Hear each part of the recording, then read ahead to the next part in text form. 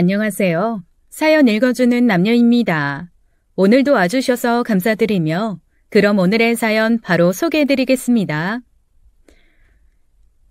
검은 머리 짐승은 거두는 게 아니라는 말이 있죠. 이번에 제가 기상천외한 일을 겪으며 사람들이 그렇게 말하는 건 이유가 있구나 싶더라고요. 나이가 많은 분들이 보시면 저 또한 어린아이 같을 수 있지만 제 나이 40살이 되기 전에 이러한 경험을 하게 될 거라고는 상상도 하지 못했습니다. 세상을 살면서 항상 좋은 사람들을 만날 수 있는 건 아니지만 그래도 믿을 수 있는 사람을 만나 가정을 이루고 그 사람을 믿으면서 살게 되잖아요. 그리고 세상 모든 사람이 나를 배신한다고 하더라도 한 사람은 내 편이 되어줘야 하는 사람이 바로 남편이잖아요. 그런데 그 남편이 남보다도 못해버리게 돼버리더라고요. 세상에 이런 사람이 다 있나 싶을 정도로 배은망덕한 사람으로 변해버리는데 그 덕분에 제 나이 40에 이혼을 결심하게 되었습니다. 요즘 이혼율이 높다고는 하지만 여러분들은 잘 아실 거예요. 애가 있으면 혹시나 나중에 애한테 발목 잡힐 일이 생길까봐 선뜻 이혼을 결정하기가 쉽지 않거든요.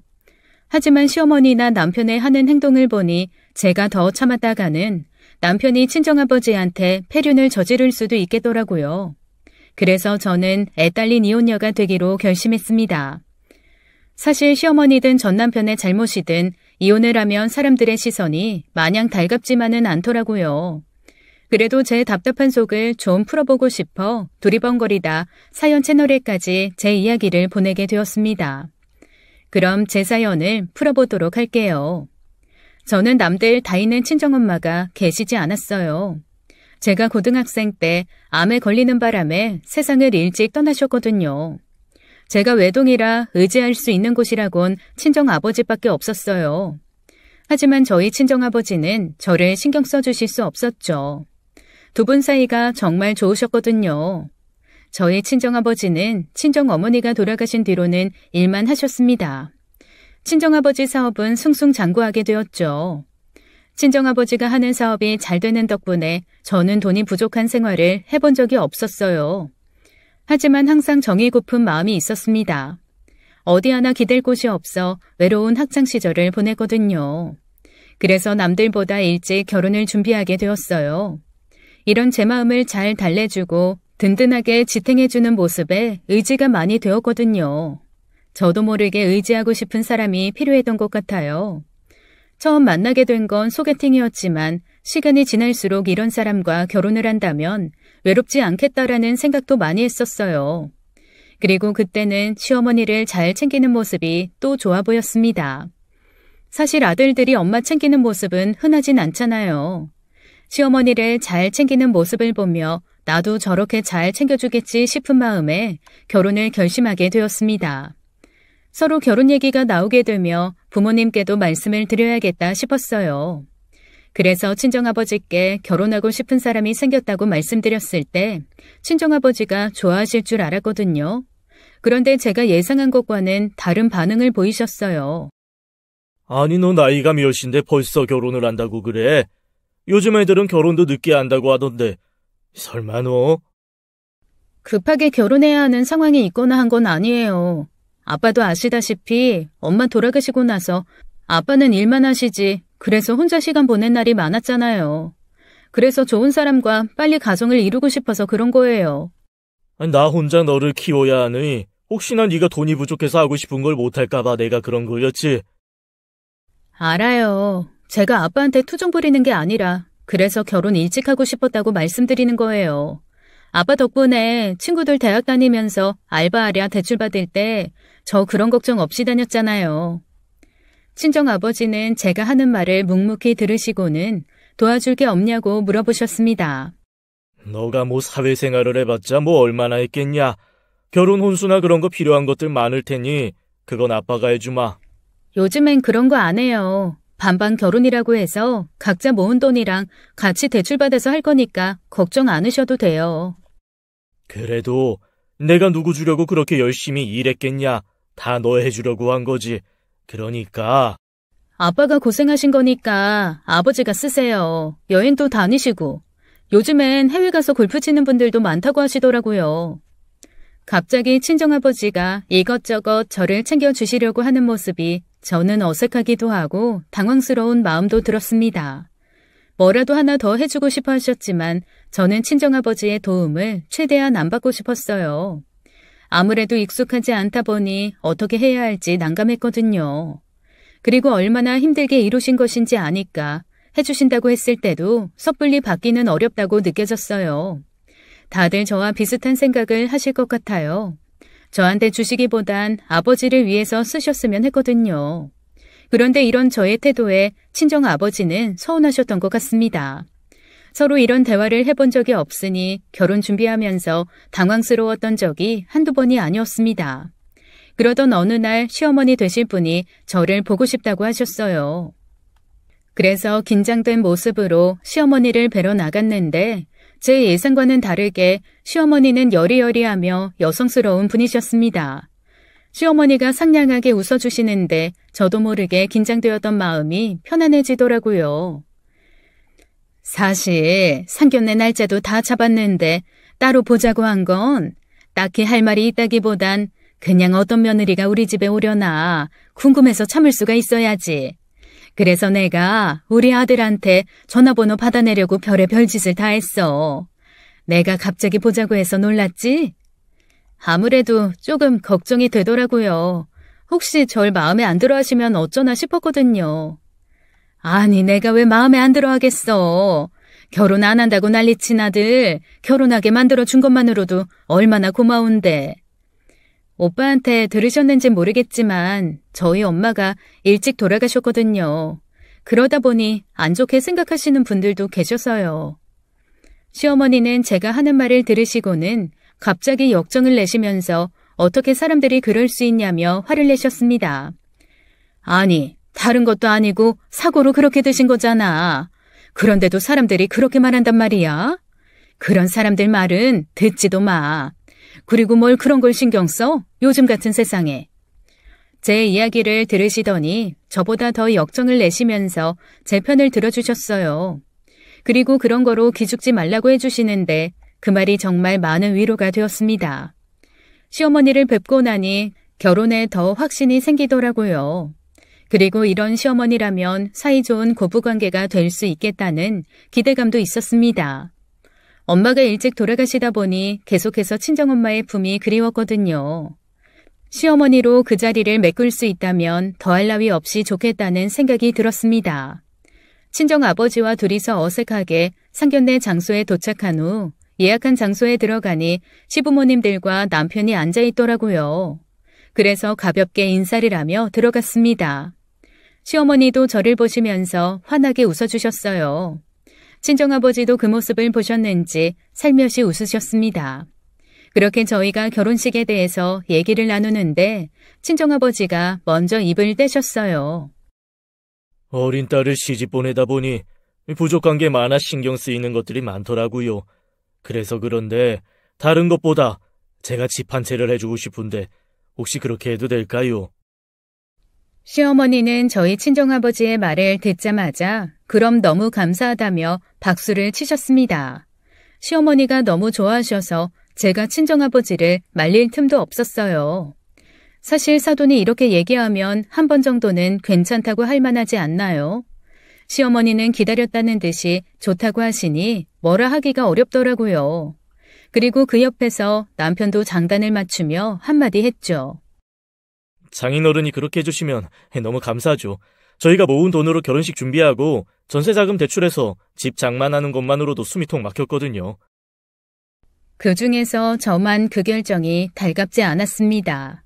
그래서 친정아버지를 쳐다보며 그렇게 하지 않아도 된다고 말씀드렸어요. 하지만 친정아버지는 제 손을 꼭 잡으시고는 한마디 하셨습니다. 제가 바라는 건 딸의 행복입니다. 사실 당장 우리 딸 혹은 사위 이름으로 집을 해줘도 되지만 그렇게 되면 증여세부터 애들이 부담해야 할 것들이 많아져서 몇 년 동안은 제 명의로 하고 추후에 천천히 명의를 옮겨줄까 하는데 그렇게 해도 괜찮으신가요? 명의가 뭐가 중요하겠어요. 그리고 어차피 다 가족들 사이인데 사돈 편하신 대로 하세요. 장인어른이 집 해주시는 것만으로도 감사한데요. 저희 엄마 말씀대로 다 같은 가족인데 누구 명의가 뭐가 중요하겠어요. 그렇게 저희 친정아버지가 신혼집을 장만해주기로 했습니다. 하루는 시어머니가 저를 부르셔서는 저희 친정아버지가 무슨 일을 하시는지 그리고 돈은 어느 정도 있는지 물어보셨습니다. 사실 저도 제대로 아는 건 아니라서 아는 한에서는 말씀드리려고 했어요. 시어머니는 한참 동안 물어보시면서 제 얘기를 들으시고는 본인이 생각한 것보다 저희 친정아버지 재력이 된다고 생각했는지 저한테 갑자기 예물과 예단에 대해서 말씀하셨습니다. 너가 어린 나이에 시집을 온다고 해서 너희 친정이 그렇게 여유가 있는 줄은 생각도 못했네.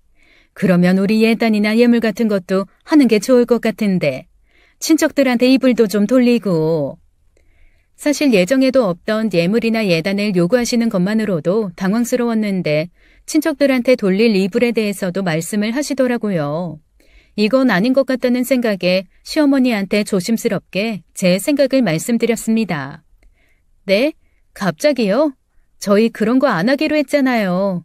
그리고 갑자기 친척분들까지 챙기라고 하시니 좀 당황스러워서요. 그거야, 너가 준비 못할까 봐 그런 거였지. 보니까 친정아버지가 여유도 있으신 것 같고 어차피 너 외동이잖아. 제가 외동인 거랑 혼수랑 무슨 상관인가 싶었죠. 그런데 시어머니 말을 들어보니 어차피 형제가 있는 것도 아니고 자식이 저 하나니 이것저것 해주시는 게 저희 친정아버지 마음도 편하다고 하시면서 요구하시더라고요. 제가 당황스럽다고 말씀드렸는데도 불구하고 계속해서 혼수나 예단 등에 대해서 말씀을 늘어놓기 시작하셨어요. 그래서 저도 정확히 어느 정도를 원하는지 궁금한 마음이 들더라고요. 그래서 자세히 물어봤어요. 직접 들어보니 시어머니가 눈도 높으시더라고요. 시어머니가 원하는 모피코트부터 시누이 가방까지 요구하시는 모습을 보는데 속으로 대충 계산을 해봤어요. 정확한 금액은 아니더라도 대충 떠올려지는 액수는 있잖아요. 아무리 어림잡아도 시어머니가 말씀하시는 것을 맞추려면 거의 1,000만 원은 넘게 필요하겠다 싶었습니다. 묵묵히 시어머니가 하는 말씀을 듣고 있으니 시어머니도 제가 이렇게 해줄 거라고 생각하셨나 봐요. 말씀을 다 하셨는지 기대에 찬 눈빛으로 저를 쳐다보셨거든요. 그래서 저도 웃으면서 갖고 싶은 명품 가방을 말씀드렸습니다. 사실 봉채비로 명품 가방 많이 받잖아요.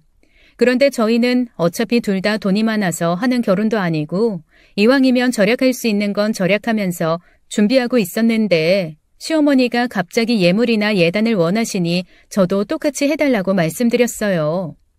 그럼 저는 명품 가방 하나 해주세요. 그 가격이 거의 1,000만 원이었거든요. 아니 무슨 가방이 1,000만 원이나 해? 그런 건 필요 없어. 그냥 튼튼한 가방 하나만 사면 되는 거지. 어머님이 하시는 말씀 들어보니 거의 1,000만 원 이상 필요할 것 같은데요. 그런데 원래 그런 것들은 비슷하게 주고받는 거잖아요. 시어머니는 제가 하는 말을 들으시고는 고개를 절레절레 흔드시면서 됐다고 하셨습니다. 그리고는 그냥 없었던 일로 하자고 말씀하시더라고요. 제가 이렇게까지 요구할 거라곤 생각하지 못하신 것 같았어요. 물론 저희 친정아버지가 여유가 있는 건 맞지만 그렇다고 해서 제가 돈을 마음대로 쓸 수 있는 건 아니잖아요. 제가 결혼하기 어린 나이긴 했지만 그래도 그 정도 사리분별은 되는 사람이었거든요. 제가 단호하게 말씀드려서 그런가 그 뒤로는 저한테 예단이나 예물에 대한 말씀을 꺼내지도 않으셨어요.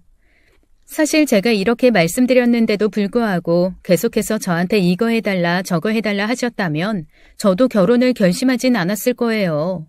그런데 제가 그건 아닌 것 같다고 말씀드리며 원하시면 같이 하자고 했더니 그 뒤로는 저한테 따로 요구하지 않으시는 모습을 보며 그래도 어느 정도 말이 통하시는 분이구나 했습니다. 하지만 이게 완전 동상이몽이었더라고요. 시어머니는 결혼하기만을 기다렸던 거였어요.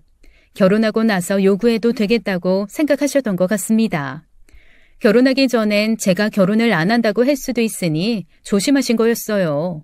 제가 결혼하자마자 저한테 은근슬쩍 친정에서 뭐 하나 받을 수 있나 호시탐탐 노리셨거든요. 결혼한 지 한 달째 됐으려나? 그때쯤 시어머니가 저한테 연락하셔서는 저희 신혼집에 오고 싶다고 하시더라고요. 어차피 집들이도 한번 해야 할 것 같아서 알겠다고 말씀드렸습니다. 그런데 그날 시누이랑 시어머니 두 분이서만 저희 집에 오셨길래 의아해서 여쭤봤죠. 집들이 한다고 말씀드렸는데 아버님은 안 오신 거예요? 그리고 아가씨가 오셨네요?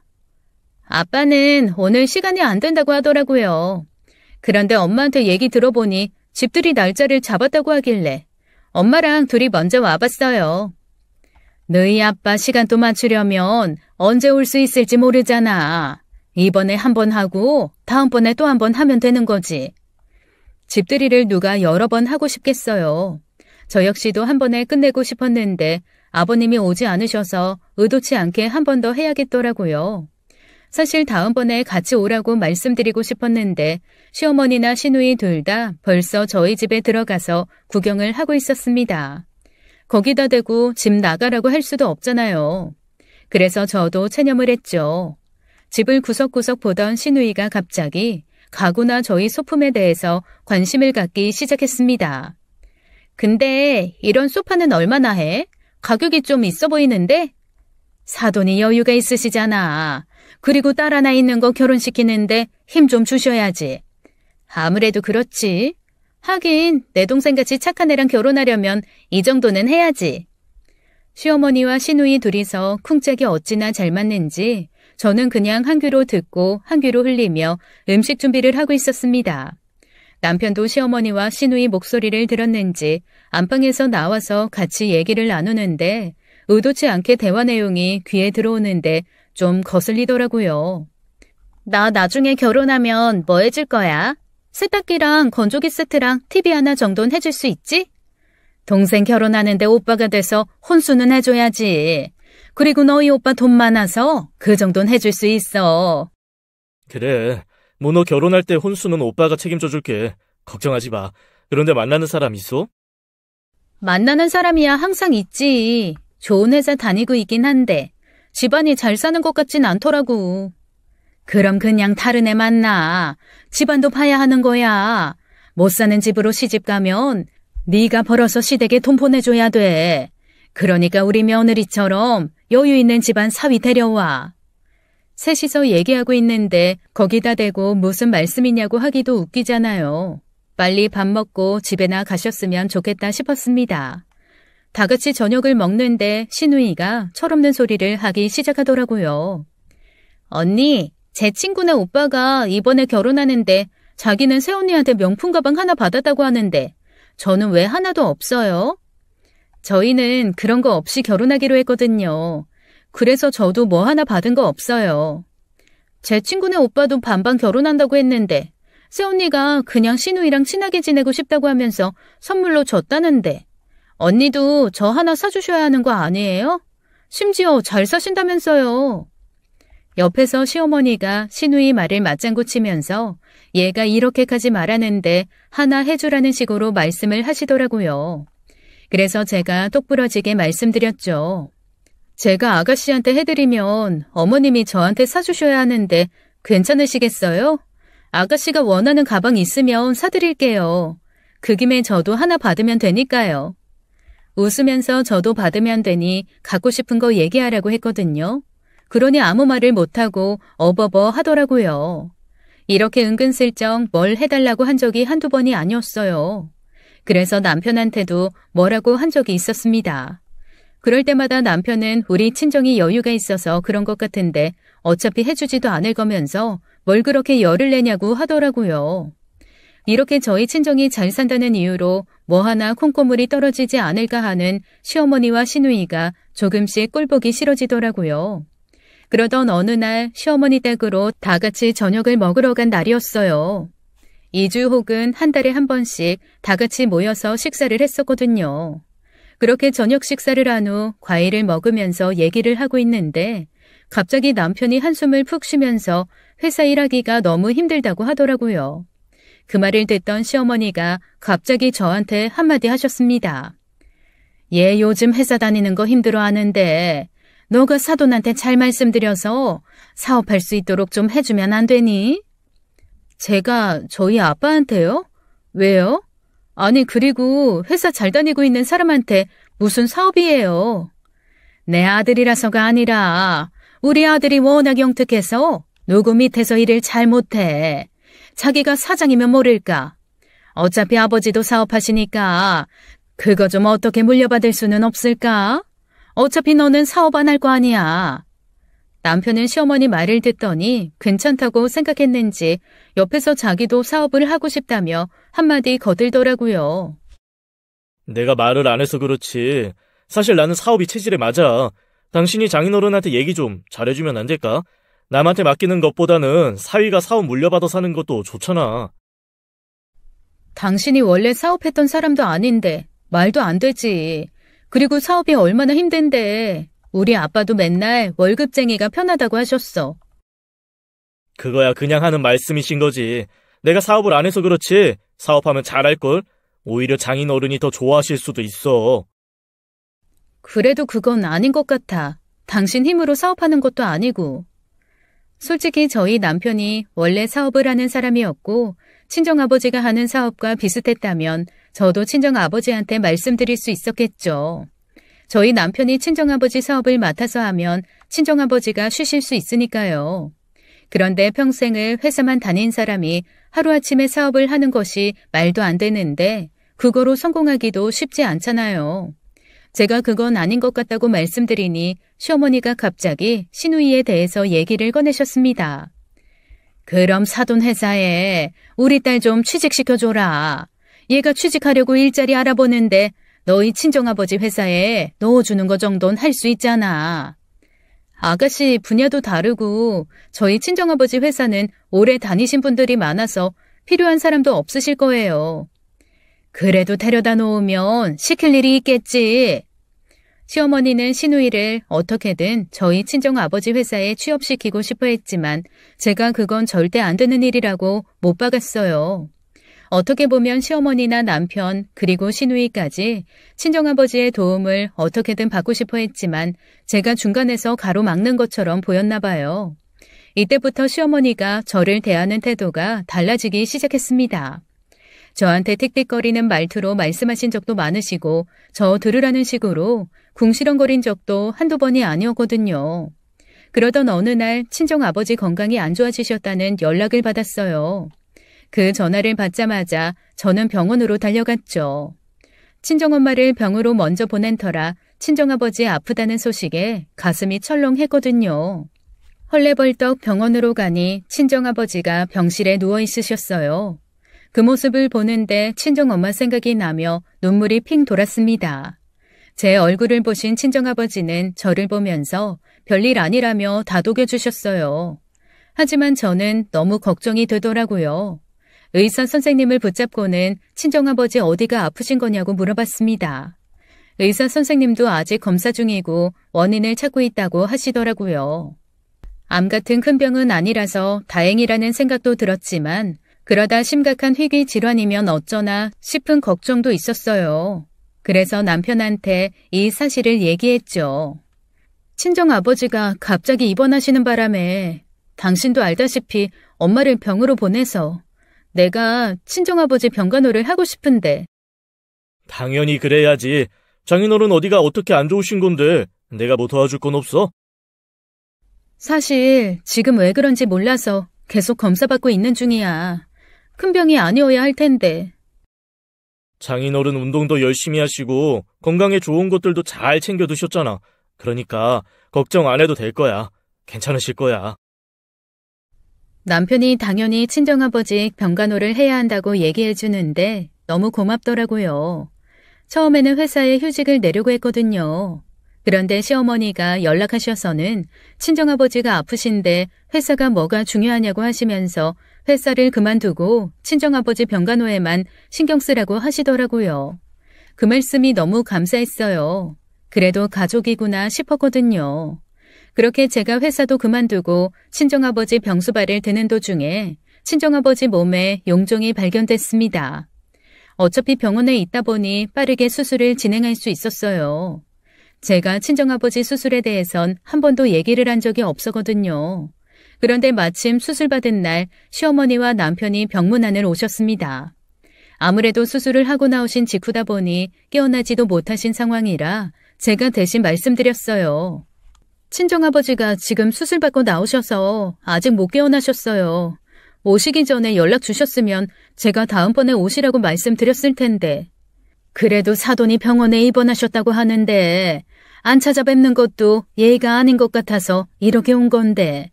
사돈이 상태가 많이 안 좋으신가 보네. 그건 아닌데 오늘 수술 받으셔서 그러신 거예요. 시어머니는 친정아버지의 상태를 확인하는 것처럼 보였습니다. 그때는 그게 대수롭지 않았어요. 저는 그냥 걱정돼서 그러신 줄 알았거든요. 그런데 저희 친정아버지 병실을 다녀가신 후에 갑자기 저를 시댁 행사에 부르시는 일들이 많아졌습니다. 그럴 때마다 전 친정아버지 병수발을 해야 해서 참석이 어렵다고 말씀드렸죠. 그런데 시어머니가 뭐라고 하셨는지 아세요? 저번에 친정아버지 상태 보니까 오늘 내일 하시는 것 같은데 이제 남은 건 우리밖에 없지 않아? 그러니까 우리한테 차려야지. 그게 무슨 말씀이세요? 그리고 저희 아버지 그렇게 상태 안 좋으신 거 아니에요. 그때는 수술 받으셔서 그런 거라고 말씀드렸잖아요. 그래, 그렇게 믿고 싶겠지. 참, 너 친정아버지 유산이나 그런 거 잘 확인해봐라. 돈도 많으신데 그거 잘 받을 수 있도록 해야지. 시어머니는 제 말은 듣지도 않고 곧 저희 아버지가 돌아가실 것처럼 행동하시더라고요.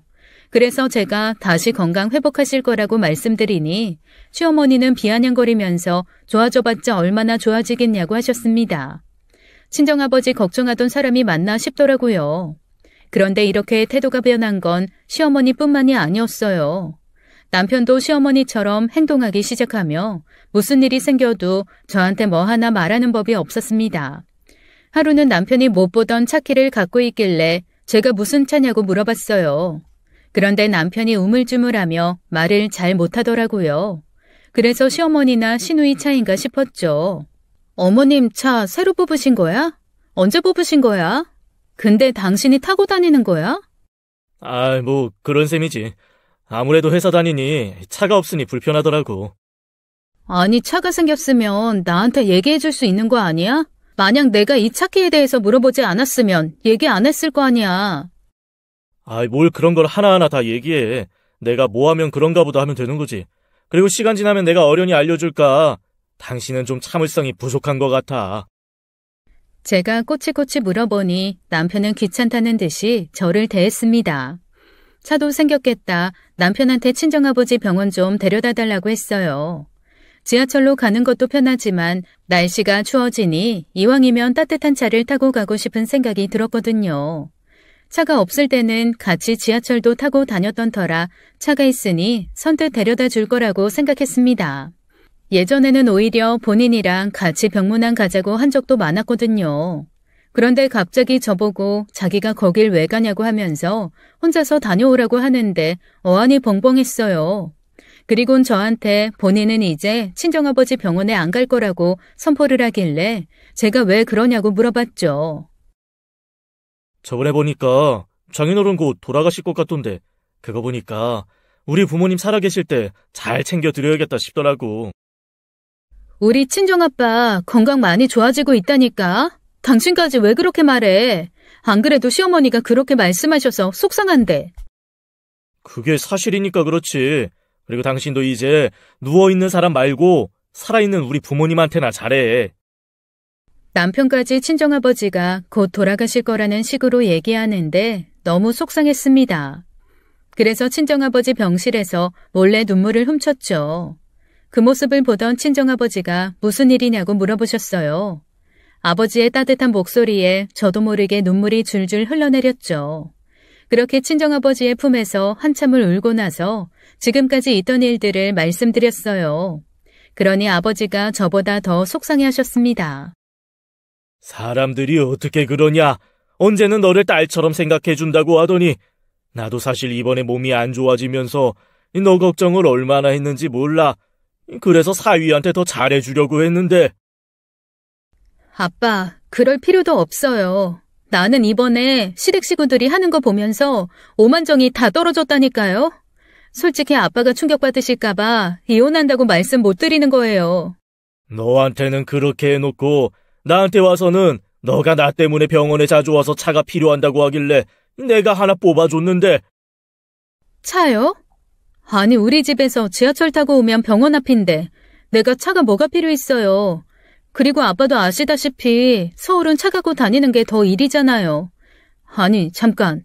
아빠가 차를 뽑아주셨다고요? 그래. 이왕이면 좋은 차가 오래 쓰지 않겠냐고 하면서 나한테 이것저것 보여주더라고. 그래서 내가 사고 싶은 거로 하나 사라고 했지. 친정아버지 얘기를 듣는데 눈물이 쏙 들어가더라고요. 저한테는 자기가 장인어른을 언제까지 챙겨야 하냐는 식으로 말하더니 뒤로는 친정아버지한테 가서 저를 팔아서 차를 받았습니다. 제가 무슨 차냐고 물어봤던 그 차를 저희 친정아버지가 사주신 거였어요. 그런데 제가 친정아버지 병원에 데려다 달라고 했을 때 이제 저 혼자 가라고 한 거였죠. 본인이 필요한 것이었지만 제가 필요하다고 해야 저희 친정아버지가 사줄 거라고 생각한 거였습니다. 그 모습이 얼마나 괘씸하던지 화가 너무 나서 저도 모르게 몸이 벌벌 떨렸습니다. 그리곤 친정아버지한테 진짜 이혼을 해야겠다고 말씀드렸어요. 아빠, 나 그냥 이혼하려고요. 그런 거지 같은 집구석이랑 더 이상 같이 못 살겠어요. 사실 나 결혼하고 나서부터 뭐 하나 떨어지는 거 없나 바라는 것도 보기 짜증났는데 더 이상 못 참겠어요. 친정아버지가 제 이야기를 들으시더니 갑자기 좋은 생각이 나셨는지 저한테 일부러 친정아버지 상태가 안 좋다는 식으로 시댁에 말하라고 시키셨습니다. 아빠가 몸이 안 좋다고 얘기하라고요? 왜요? 그럼 거기 사람들 신날 텐데. 저한테 아빠 유산 잘 챙기라는 소리까지 했다니까요. 그러니까 이제 진짜 오늘 내일 한다고 얘기하면 그 사람들 진짜 속내가 나올 거다. 만약 진짜 걱정을 하거나 어떻게든 챙기려고 하는 모습을 보이면 고쳐서 쓰고, 만약 신나서 어떻게든 내 유산 가져가려고 하면 내가 여태 준 돈이랑 집 다 뺏어오는 거지. 친정아버지 말을 듣는데 그것도 괜찮은 생각 같더라고요. 그래서 그날 저녁 한껏 어두운 얼굴로 집에 들어갔어요. 제 표정을 살피던 남편이 무슨 일 있냐고 물어보길래 걸려들었다 싶은 마음에 친정아버지가 말씀하신 대로 얘기했습니다. 그 말을 듣자마자 남편이 핸드폰을 만지기 시작하더라고요. 그래서 저는 혹시나 친정아버지한테 도움이 되는 정보를 찾는 건가 라는 생각이 들어서 물끄러미 쳐다보고 있었습니다. 그런데 한참을 핸드폰을 만지고 나서 저한테 한마디 하는데 정말 생각지도 못한 말이 남편 입에서 나왔습니다. 역시 효도는 살아계실 때 해야 하는 것 같아. 당신 말 들으니까 우리 부모님한테 더 잘해야 할 것 같아. 이번에 부모님 집이나 바꿔드려야지. 집? 갑자기 무슨 집을 바꿔드려? 그리고 돈이 어딨어서? 장인어른 오늘 내일 하신다며. 그럼 그 재산 다 우리가 갖는 거 아니야? 그 돈으로 하는 거지. 아니, 우리 친정아버지 돈을 시부모님 집 바꿔주는데 쓰자는 거야? 어차피 이제 우리 부모님밖에 더 있어. 당신 이제 고하잖아. 곧 장인어른도 돌아가실 것 같다며. 남편은 저한테 이렇게 말해놓고는 시어머니한테 전화를 걸었습니다. 어찌나 신나는 목소리던지 어떻게 이럴 수 있나 싶더라고요. 다른 것도 아니고 장인어른이 돌아가실 수도 있다고 얘기한 거잖아요. 기다렸듯이 친정아버지 유산을 쓸 생각을 하는데 말문이 턱 막혀버렸습니다. 시어머니는 어떤 반응을 보이실까 궁금하기도 하더라고요. 둘 중에 한 사람은 그래도 정상이겠지 싶은 생각이 들기도 하면서 설마 시어머니도 남편과 같은 생각을 하고 있나라는 마음도 들었습니다. 그런데 시어머니 역시 신나는 목소리로 말씀을 하시는데 역시나란 생각이 스쳤어요. 이런 제 마음은 아무도 모른 채 시어머니와 남편의 전화가 끊겼죠. 사실 시어머니의 신난 목소리 톤 때문에 둘이서 무슨 대화를 나눴는지 기억도 안 났습니다. 남편이 집으로 오시라고 했는지 전화를 끊은 지 몇 분 안 돼서 시어머니가 저희 집에 오셨어요. 그리고는 저한테 이것저것 물어보셨죠. 저희 친정아버지를 걱정하는 건 하나도 없었습니다. 다 재산은 어느 정도인지 얼마나 받을 수 있는지 등에 대해서만 물어봤거든요. 이 사람들이 어디까지 하려나 싶어 가만히 있었어요. 그러니 남편이 갑자기 좋은 생각이 났다며 한마디 하더라고요. 아니면 우리 이 집도 팔아서 전원주택 하나 사서 1층은 엄마 살고 2층은 우리가 살까? 아이, 따로 떨어져서 살 필요 없잖아. 우리 아들은 어쩜 이렇게 머리도 좋을까? 그래, 그거 좋겠다. 며느리가 받는 유산도 많을 테니 3층 집으로 만들어서 네 동생도 같이 살면 되잖아. 그래, 우리 이제 한 집에서 다 같이 모여 살자. 그래야 서로 의지하면서 살지. 이 집도 팔아서 우리 집 짓는데 보태면 되겠다. 그동안은 엄마네 들어가서 살면 되겠네. 시어머니와 남편 둘 다 제 앞에서 신나서 김칫국을 들이마시고 있길래 제가 서류를 건네주었어요. 아파트와 남편이 타고 다니는 차 명의가 모두 친정아버지 이름으로 되어 있었거든요. 그 둘은 이제 저희 친정아버지가 돌아가시면 본인들이 받을 거라고 기대하고 있길래 제가 친정아버지 퇴원 서류까지 보여줬습니다. 그러니 남편과 시어머니 모두 어리둥절한 표정으로 저를 쳐다보고 있었어요. 그도 그럴 만한 게 제가 친정아버지가 위독하다고 말했기 때문에 단꿈을 꾸고 있었는데 갑자기 퇴원 서류를 건네니 당황한 것이었죠. 그러면서 저한테 이 서류는 뭐냐고 물어보시길래 제가 친절하게 얘기해줬습니다. 아, 저희 친정아버지 퇴원 서류랑 우리가 살고 있는 집 그리고 남편이 타고 다니던 차까지 저희 친정아버지 명의라는 거 알려드려야 할 것 같아서요. 당신 나한테는 시어머니가 사준 차라고 하더니 알고 보니 우리 아빠가 사주신 차였더라? 그건 그렇고 장인어른 퇴원 서류는 뭐야? 위독하시다며? 오늘 내일 하신다며? 당신 입으로 그렇게 말했잖아. 아, 그랬나? 당신도 나한테 매번 거짓말하잖아. 그래서 나도 한번 그렇게 해봤어. 솔직히 당신이 내가 하는 말 듣고 너무 상심하면 어쩌나 싶었는데 이렇게 기뻐할 줄은 꿈에도 몰랐네. 시어머니도 제가 하는 말을 듣더니 어안이 벙벙하신지 도대체 어떻게 된 일이냐고 물어보시더라고요. 그래서 제가 어떻게 된 상황인지 자세히 알려줬어요. 생각지도 못했겠죠. 저희 친정아버지가 진짜 돌아가시는 줄 알았는데 알고 보니 저랑 친정아버지랑 짜고 거짓말을 한 거였으니까요.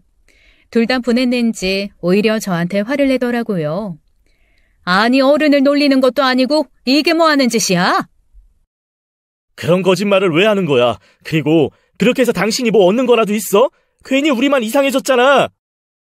얻는 거 많지. 덕분에 거지 같은 시댁과 남편 떼어놓을 수 있으니까. 설마 했는데 이렇게 나올 거라고는 생각도 못했거든. 남편은 제가 하는 말을 듣더니 순간 당황했나 봐요. 갑자기 그런 게 아니라면서 변명을 하려고 하더라고요. 그래서 제가 말 필요 없고 이혼 서류나 작성해서 보내라고 했어요.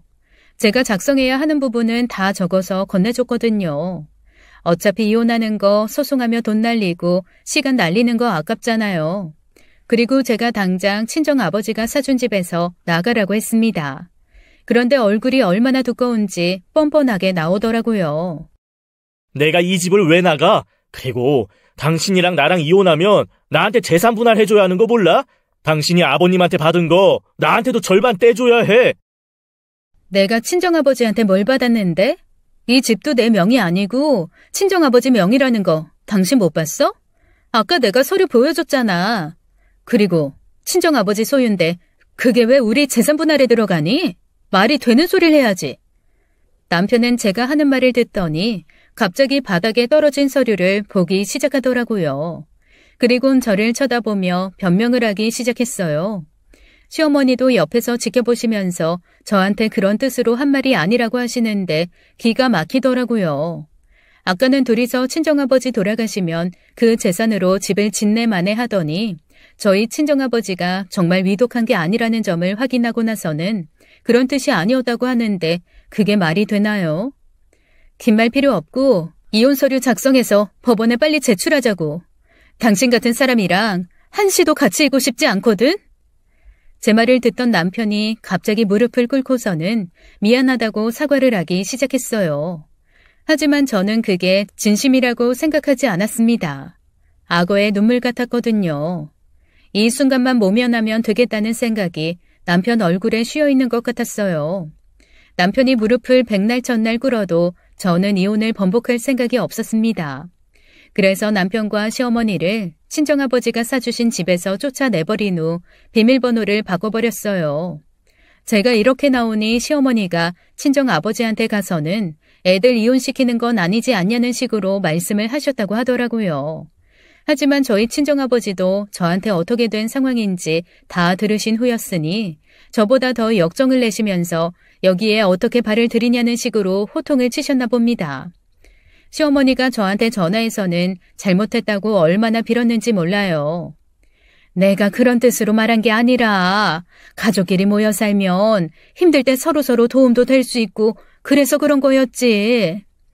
그러니까 어머님이랑 남편 그리고 시누이랑 오손도손 사시라니까요.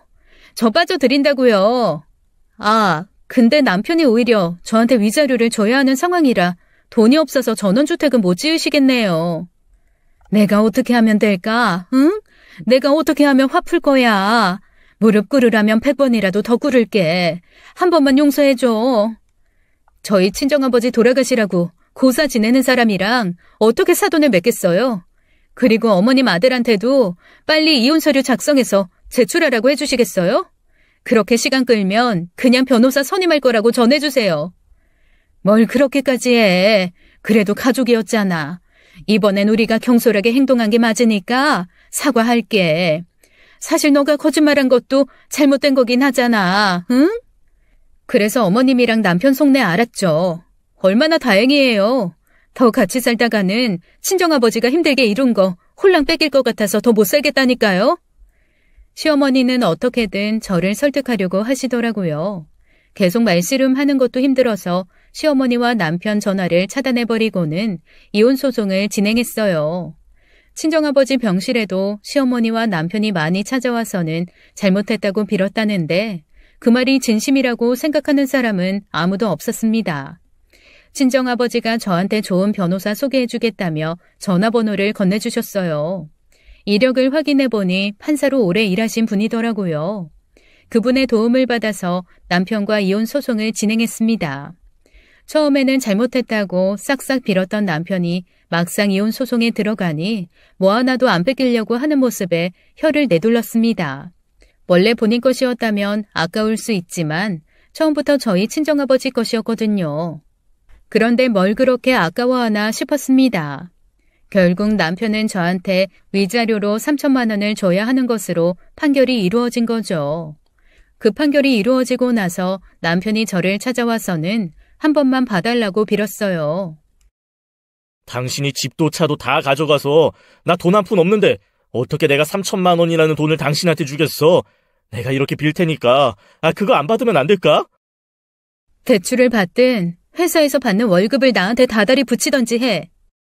사실 나 회사 그만뒀어. 장인어른이 위독하다는 말 들었을 때 회사에다가 퇴직한다고 얘기했단 말이야. 그래서 나 지금 갈 곳도 없어.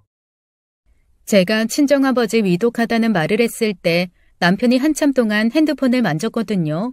그 이유가 회사를 그만둔다고 얘기하려고 그런 것이었더라고요. 저희 친정아버지가 돌아가시면 모든 재산을 자기가 받을 거라고 생각한 거죠.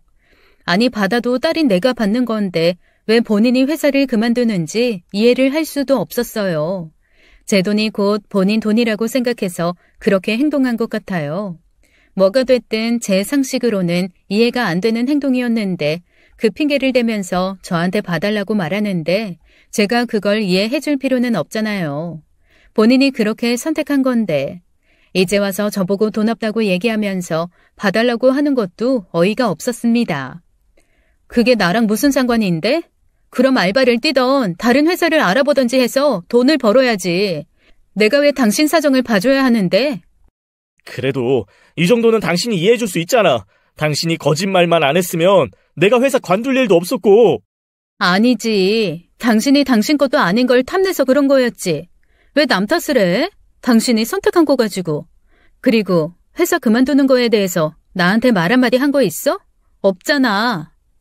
제가 남편이 하는 말을 조곤조곤 따지면서 얘기하니 남편도 할 말이 없는지 고개를 푹 숙이더라고요.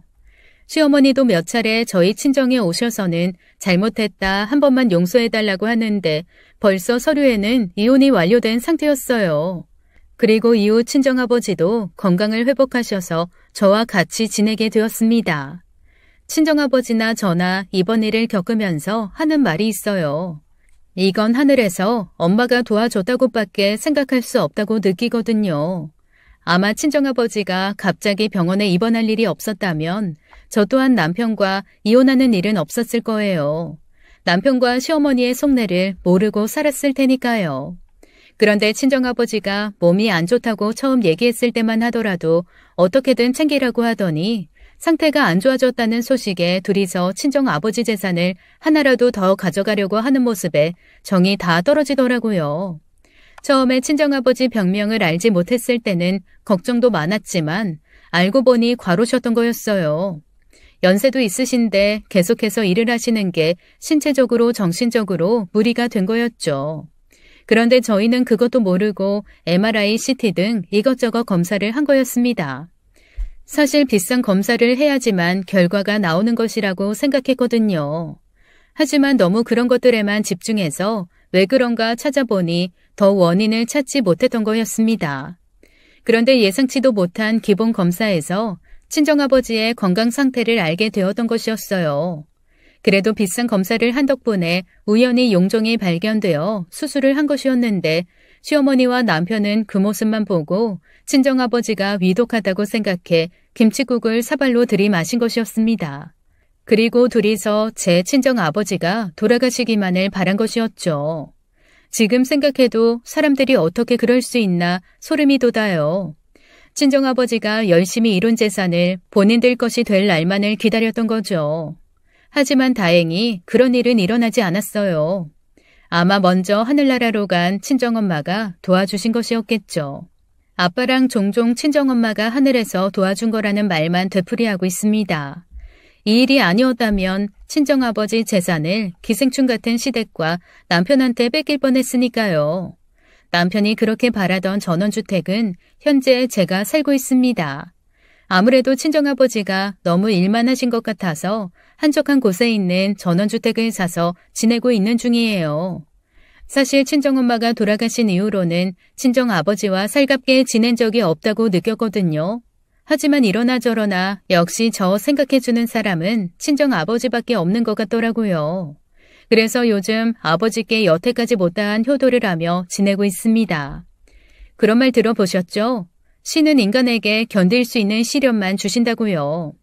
친정엄마를 먼저 보낸 저는 이 말을 이해할 수 없었어요. 감당할 수 있는 시련이 아니었거든요. 하지만 지금 되돌아서 생각해보면 그 덕에 아버지와 이러한 관계가 되었다고 생각합니다. 그리고 기생충 같은 시댁을 겪으면서 역시 세상의 내 편은 아빠밖에 없다는 생각도 들었거든요. 종종 그 근처에 볼 일이 있어서 들렀는데 들리는 소문에 저랑 이혼하며 남편은 빈털터리가 되어서 결국 시어머니네 집에서 같이 산다고 하더라고요. 그렇게 같이 살고 싶어 했는데도 불구하고 어지간하게 싸우나 봐요. 근처에 사는 사람들이 저한테 알려줄 정도였으니까요. 이제는 그 얼굴들 안 보고 살 수 있게 돼서 얼마나 다행인지 모릅니다. 친정아버지가 심각한 병 때문에 입원하신 건 아니었지만 그래도 연세가 있으시다 보니 꾸준히 건강검진하면서 확인하고 있는데 어느 때보다 건강하시다고 하더라고요. 그렇게 저는 아버지와 행복한 하루하루를 보내고 있습니다. 이번에는 제주도로 여행 가려고 계획하고 있어요. 지금부터라도 못 쌓은 추억 쌓으려고요. 제 사연을 들으시는 분들이 계신다면 살아계시는 부모님 잘 챙겨드리세요. 정말 갑자기 제 곁을 떠나는 일도 생기더라고요. 제 이야기를 들어주신 모든 분들이 건강하시고 행복하기를 바라며 마무리하도록 하겠습니다. 제 사연 들어주신 분들 모두 감사드려요. 지금까지 사연 읽어주는 남녀였습니다. 끝까지 시청해주신 여러분 감사드리며 저희는 다음 사연으로 돌아올게요. 감사합니다.